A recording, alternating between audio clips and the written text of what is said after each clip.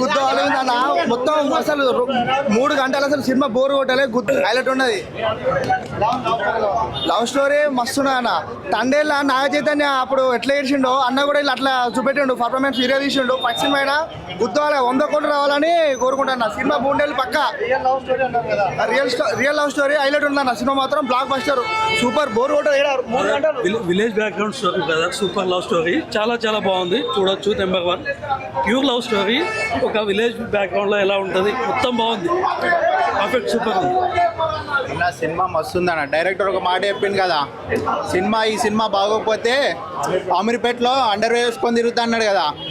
ఒక్కటి చెప్తా, డైరెక్టర్ అమీర్పేటలో అండర్ వేర్ వేసుకొని తిరగాల్సిన అవసరం లేదు, బ్యాండ్ కొట్టుకుంటే తిరుగుతాడు. ఈ సినిమాలో బ్యాండ్ కొడతాడు హీరో.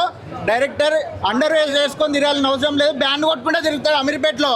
ఫస్ట్ టైం రివ్యూ చెప్పనీకి వచ్చిన ఈ మూవీ పక్క విలేజ్ వాళ్ళకి మాత్రం ఖచ్చితంగా నచ్చిద్ది. ఇది విలేజ్లోకి వెళ్ళి వచ్చేటోళ్ళకి మాత్రం ఖచ్చితంగా నట్ అవుతుంది. ఎందుకంటే విలేజ్లో లవ్ చేసే పోరగాడికి ఫ్రెండ్ అంబర్ తినేటోడు ఉంటాడు, వాడు మాత్రం అంబర్ తినేటోడు ఉంటాడు. మ్యాక్సిమం ఇవన్నీ విలేజ్లో ఉన్న వాళ్ళకి సెట్ అవుతుంది. ఈ మూవీ బాగాలేదని చెప్పి అన్నాడు పెద్ద ఇరుపుకాడు. సినిమా చాలా బాగుంది. 90s కిడ్ కి బాగా అంటే 90s కిడ్ బాగా నచ్చినట్టు. ఎందుకంటే అప్పటి చాలా రోజులు నాకు అనిపించింది, ఒక ఎమోషనల్ లవ్ డ్రామా చూసాను అనిపించింది. చాలా సినిమాలో మనం చాలా ఏడిపించాడు డైరెక్టర్. ప్రతి ఒక్క సీన్కి మనం సెకండ్ హాఫ్లో చాలా సీన్లకు కనెక్ట్ అవుతాం.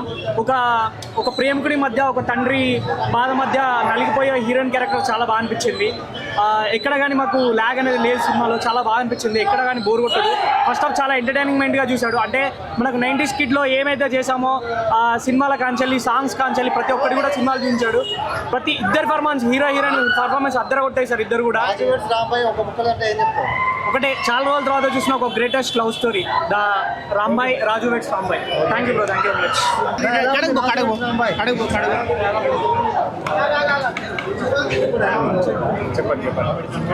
రాజు వెడ్స్ రాంబాయ్ సినిమా మంచి బ్లాక్ బస్టర్ అండి. అసలు నేను ఎక్స్పెక్టేషన్ చేసుకురాలా, కానీ నా ఎక్స్పెక్టేషన్ మించి ఉంది. ఆ క్లైమాక్స్ అయితే ఇలా కూడా చేయొచ్చా అన్నట్టు చూపించారు.